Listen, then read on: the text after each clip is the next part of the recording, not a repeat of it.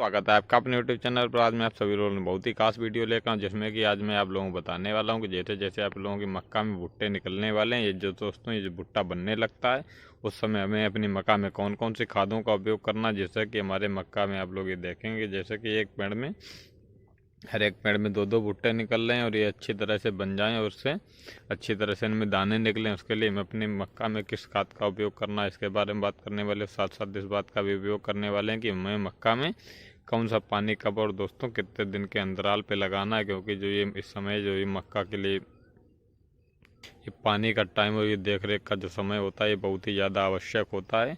क्योंकि अगर इस समय थोड़ी सी भी लापरवाही हमारी अच्छी खासी बनी बनाई फसल को ख़राब कर सकती है। तो उसके लिए आप लोगों को वीडियो को पूरा देखना है। वीडियो अच्छा लगे तो वीडियो को लाइक करें, हमारे चैनल सब्सक्राइब भी कर लें, जिससे कि जब भी हम कोई ऐसा नया वीडियो लाएँ उसका नोटिफिकेशन आप लोगों को मिलता रहे। दोस्तों ज़्यादा देर ना करते शुरू करते हैं आज का वीडियो। मैं जैसा कि आप लोग ये देख रहे होंगे कि हमारी मक्का तैयार होने लगी और इसमें हमारी मक्का में ये बुंटे बनने लगे हैं। और ये आप लोग देखेंगे कि हमारी ये मक्का में हर एक पेड़ में दो बुंटे बन रहे हैं। जैसा कि मैं आप लोगों को करीब से दिखाता हूँ, ये एक पेड़ आप देखेंगे इसमें भी दो बन रहे हैं और ये एक दूसरा पेड़ है ये उसमें देखेंगे आप दो बन रहे हैं और इसमें ये आप लोग इधर देखेंगे ये भी दो बन रहे हैं और ये इधर आप लोग देखेंगे कि ये हर एक मक्का में दो दो भुट्टे ही बन रहे हैं।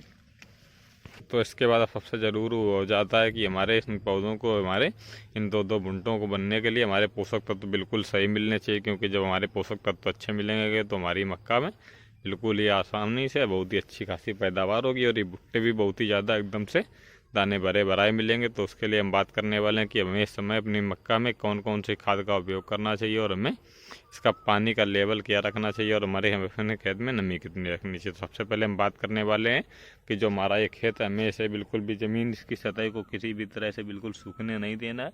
क्योंकि अगर ये हमारी ज़मीन सूख जाएगी तो इससे हमारे भुट्टों के दाने पर बहुत बड़ा असर पड़ जाएगा। तो हमें अपने खेत में प्रॉपर नमी बनाए रखना है और ये भी नहीं करना है कि बहुत अधिक पानी भर देने से भी हमारा नुकसान हो सकता है। तो हमें बहुत अधिक पानी नहीं भरना। उसके साथ साथ हम बात करते हैं जब हम इसमें पानी लगाएंगे तो इसमें कौन कौन सी खाद डालें।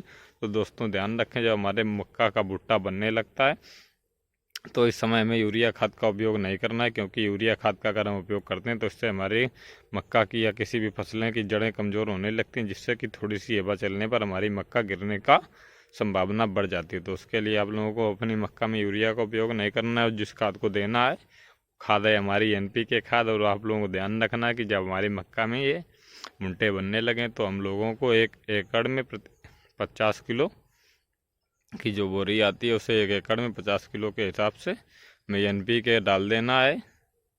और आप इसे दो तरीके से डाल सकते हैं, चाहे आप इसे फैला सकते हैं या फिर इसे आप लोग पानी जब लगाएं तो उसके साथ घोल बना करके डाल सकते हैं। इससे आप लोगों की जो मक्का है जिसके भुट्टे हैं ये बहुत ही ज़्यादा अच्छे तैयार होंगे और इसमें जो दाने निकलेंगे बहुत ही ज़्यादा एकदम मोटे, एकदम भरे हुए और एकदम चमकदार, बिल्कुल ऊपर तक भुट्टा भरा हुआ निकलेगा।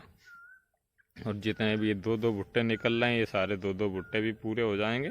तो इसलिए दोस्तों आखिरी समय में यूरिया का उपयोग ना करते हुए आप लोगों को केवल NPK खाद का उपयोग करना है।